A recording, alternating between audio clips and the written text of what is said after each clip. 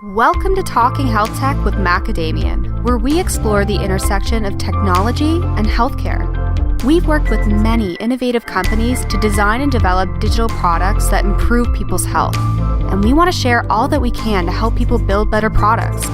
So let's get to today's episode. Hi, everyone. So today our guest is Mark Thompson. Mark is a healthcare software architect here at Macadamian, and we're going to be delving into a pretty interesting subject matter, which is seeing a bit more light of day these days, especially now that we're seeing a bit more digital transformation with things going online in the healthcare space. And that subject is cybersecurity risks. So, Mark, thanks so much for being here and speaking with me. No problem. Thanks for having me. So, what is at stake here for healthcare businesses when we think about cybersecurity risks? I think a lot of people have sort of the standard risks top of mind, right? And privacy, HIPAA fines. This is all the stuff that jumps to mind when you're thinking about cybersecurity within healthcare. But there's often other areas that people don't consider upfront. Brand, I think some companies really focus on this, but others are really trying to just check the boxes. But brand can have a really big role in cybersecurity. If you lose the trust of your customers, your business is going to degrade really quickly. So that's a key component that's at stake. Might also have customer IP. A lot of med tech involves custom algorithms or very proprietary algorithms. Protecting that is fundamental. But what I'm seeing more and more is more focus on the integrity of the data. I think largely over the past, companies have had a focus on confidentiality, right? That's all your privacy concerns. They want to make sure the data doesn't leak out. And availability, everyone's familiar with DDoS attacks and ransomware, things that take you offline. But I'm seeing more and more focus on integrity, where if the data was modified, let's say you have some sort of machine that's monitoring a patient in an operating room, if that data is able to be modified between the point of care and later the analytics, that can present a lot of sort of patient risk and even change some of the clinical decision support that's going to happen downstream. So integrity is becoming more and more of an area of focus for a lot of medtech manufacturers. Yeah, those are important points. You look at the integrity, the brand, it all ties into the trust as well of the brand, like you said. In the cloud space, what do these threats look like? Do you have an example? I think in the cloud space, the surface area is just that much bigger, right? And you no longer have kind of just a device sitting in a room and you can take care of physical security and maybe network security around it. Now you've got a very large, often distributed system, sometimes hybrid, on-prem and cloud, sometimes multi-cloud. And with that, you have a number of different SaaS providers. You might have different vendors in there. You've got sort of the IoT considerations. You just end up with a much larger ecosystem, which raises the surface area. And really, to protect yourself, an attacker needs to find one, maybe two different holes in that surface area, but you're responsible for securing all of it. So I think, as we move to the cloud space, just the risks are the same, but the area to protect is that much larger, and the system is that much more complex. What can some leaders in the health tech space do to mitigate these risks, at least in the short term? One of the biggest opportunities I see within teams is actually testing and doing drills with their processes, right? So companies will develop fairly rigorous cybersecurity plans, and sometimes less rigorous, but regardless of where you are, very rarely are those systems tested, like those processes, those people. Very rarely get a chance to exercise all those different procedures until it's go time, right? Like you actually have an attack. And so one of the short-term activities that I really like to recommend for people is to make sure you implement like cybersecurity fire drills or incident exercises where you have sort of one person, and they do this in military, right? Like they build up different strategic exercises. They say, what if this happens? How are we going to respond? Same sort of thing. What happens if some of your more sensitive keys get committed to your code repository? Or what if you realize that your perimeter firewall is misconfigured? What happens then? How do you go about investigating, understanding the nature of the attack, assessing impact, quarantining any affected systems, and then rebuilding or recovering from that? So most people are really focused on sort of the NIST prevention step, which is hugely important. You got to take care of that. But I'd say the systems behind that and the stages after that with detection and response tend to go undervalued. And it's a really easy and kind of fun way to do a check on your systems. You can drive a lot of improvement by going through these drills. I guess the follow-up is more so, are there any protocols out there that companies can use? I mean, you brought up HIPAA earlier. Is there anything out there that companies can put in place that, in case there is a cybersecurity attack, that they can follow and use to help them get out of it? Definitely. I mean, it's going to be customized to every organization, your response plan. Definitely go look at NIST framework. They lay out the different stages to detection and response. And what is the NIST framework? Yeah, so NIST has sort of their cybersecurity framework. I get the numbers offhand, but we can attach it in the notes potentially. That defines how to think about these different stages to mitigating attacks, right? Making sure that you're focused on prevention. What are all the areas here? And they have a bit of a checklist available to you to address that. Going into detection, how do you know you're under attack? How do you know that you have a possible breach or that you have some unmitigated vulnerability? And then heading that into response and recovery.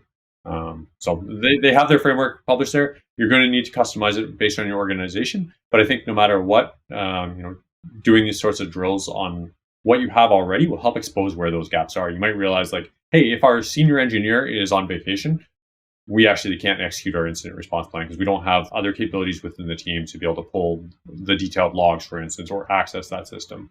And you start to identify what those gaps are. Now, long term, like how do you avoid being a victim of these cybersecurity attacks? I talked about previously how you have this giant surface area you need to protect, whereas an attacker only needs to find a couple of holes and string them together. So long term, you really need to be looking at your DevSecOps maturity, right? If you don't have it already, make sure you have a cybersecurity risk assessment as part of your design and development process. That's applied to existing product, but also any new product introductions, new modules. Because security really comes down to a risk-based approach. Like you're not going to be able to bottle it up to be 100% airtight. There will always be some risk exposure, and you need to work through your individual, risk profile with your organization and your solutions to customize the spend and the effort that you're going to put into mitigating those concerns, right? So you're going to end up with a very layered defense in depth strategy based on that risk assessment, making sure that if any single control fails, that you have other layers behind that. If your perimeter firewall was misconfigured, as I suggested earlier, you should make sure that that was in a DMZ, for instance. So there's another networking layer behind that, and then all systems are protected with TLS between on all hops. You've got strong access controls with a privileged identity manager. So you can go to all these levels, but it all starts at the risk assessment, understanding like where are you actually vulnerable and what would be the impact and likelihood of those things. Right. And so these are kind of conversations that should be happening in health tech organizations now. All health tech organizations at this point should have some sort of cybersecurity initiative in place that helps them mitigate any future risks. Absolutely. And I think it's a constant, it's important to have this as a constant conversation, right? Like it's not good enough to have this as part of your process and you kind of check the box as your product's going out. It needs to be a conversation in the hallways. Your organization needs to feel empowered to raise and flag concerns, ask the hard questions like, well, what if something happens here?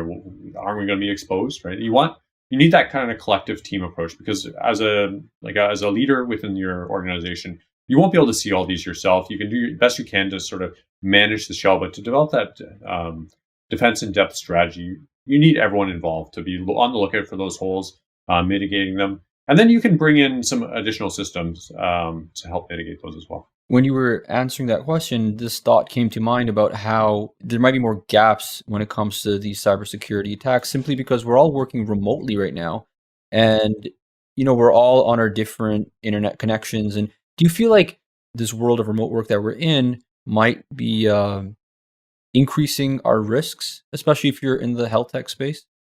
Absolutely. Yeah, you've taken a distributed system and just made it more distributed, right? The people aren't as well connected. You have people working, I'll just check that on my personal laptop. So obviously the pandemic has stressed a lot of IT organizations trying to keep up with demand, making sure like their VPNs can support the scaling they need, that all their endpoints are properly secured. I think this is going to continue, right? Work from home is going to continue to grow and expand, and more of the security processes and practices are going to need to be extended to that broader distributed environment. You touched upon this question earlier, but I just want to bring it back. If you're a small business out there, or even if you're an enterprise, what can you do to protect your cloud infrastructure against cybersecurity attacks? Well, you've probably already done sort of your best to secure with your configuration and your deployment models, your architecture. But one of the easiest things you can do is work with your cloud vendor. They all offer different compliance tools to monitor that infrastructure and make sure that the rules you put in place stay in place, right? It may not be malicious. Someone might accidentally tweak a configuration, open up a hole in your firewall to test something out. Maybe that's allowed, maybe it's not within your infrastructure, but the key thing is to make sure that gets closed again and kind of always reverted back to that known good state.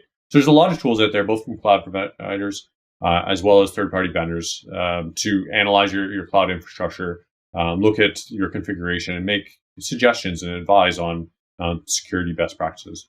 Beyond that, so that's low hanging. If you aren't using those kinds of technologies already, definitely have a look and investigate. In the medium term, I would make sure you involve some external expertise, right? So there's, whether that's for pen testing, secure code review, or training, I'd make sure that you're kind of growing with the industry, right? You're just working with your own ecosystem. You might not know what you don't know. And by bringing in sort of external sources, either to analyze your configuration, your code, or just provide training for your team, I think you'll get more varied perspectives, and you're more likely to handle that problem of this very large cloud surface area that you need to protect. And then obviously, we'd all love to have a really rigorous DevSecOps practice to support the business. That takes time. It goes back to the cybersecurity risk analysis assessment, making sure your investments make sense in the context of what you're doing and the business risks and kind of everything we've already talked about. I think that's the longer term goal, is just to continue to evolve that DevSecOps practice, having people who are dedicated and focused on that, but make sure that you have the maturity within your team to identify issues and flag them and talk about them. Sometimes it can be too difficult for a team member to say, hey, I found something that isn't right. And we should probably look into it at least, because they might be afraid of what the implications would be. But you need to really foster an environment where it's okay to have those conversations and you have a process to deal with them. So the employees know what to expect and the business knows what to do with that kind of information. No, it's great. I like the fact that you bring up this point, because I think it's all about creating a culture where you're thinking about mitigating cybersecurity risk. I mean, the other day I got this random email, and it came across as an email that might have been from within the company, but I did flag it with HR, and it turned out that it was not from within the company. And so it's just little things like that, I think, that need to be discussed, and just having these conversations often and with different departments within the company, I think, is key. Yeah, people are often the weakest point in the security framework and controls. And I think attackers know this. That's why you see phishing and whaling. Like these are key attacks now, and they're part of any larger attack. So if one single vulnerability is found, they might try to augment it with some privilege escalation via access scoops from phishing or something like that. Just about that, are there any specific kind of attacks we're seeing now more than other attacks? Well, we saw ransomware jump up a couple of years ago, and it continues to accelerate. I think health tech is slowly catching up on this. For a while, it was known that when you're deploying a system into a hospital, you always have to worry about their old version of Internet Explorer. All their systems are running like Windows 2000 because they're afraid to update. I think that's shifting now with the proliferation of ransomware. IT departments within healthcare providers and different deployment environments are really realizing that we need to keep these systems maintained. So I'm hopeful that although ransomware trends continue to go up because the technology and the kind of the accessibility for attackers to launch that kind of attack is getting easier. I'm hopeful that a lot of health tech companies are putting in appropriate mitigations around ransomware. But I wouldn't be surprised if that trend continues to increase, and just make sure that you're not one of the ones affected. And talking about the future, will health tech companies become more immune to these cyber attacks, or do you think it's just going to be a constant battle in mitigating these cyber attacks? Security is a constant game of cat and mouse, right? Like there's attackers might have an advantage for a little while, and then enterprise, might come back on top as different tools are introduced. You're going to keep seeing that, and we've seen it for as long as computing's been around. This kind of trade-off, who's on top. But as I was saying, like it's about making sure you have as many have those layers established for defense in depth, so that if there is one hole, you can deal with that. It's controlled and mitigated by other controls in your stack. So are they going to become immune? No, definitely not. Attacks are going to keep happening. They will never stop. There's too much at stake, and it's too hard to protect absolutely everything. But I think we are seeing health tech catch up. Health tech, I think, has lagged in most areas of digital transformation. And I think maturity within cybersecurity is improving. Mark Thompson is a healthcare software architect here at Macadamian. Mark, thank you so much for speaking with me. I appreciate it.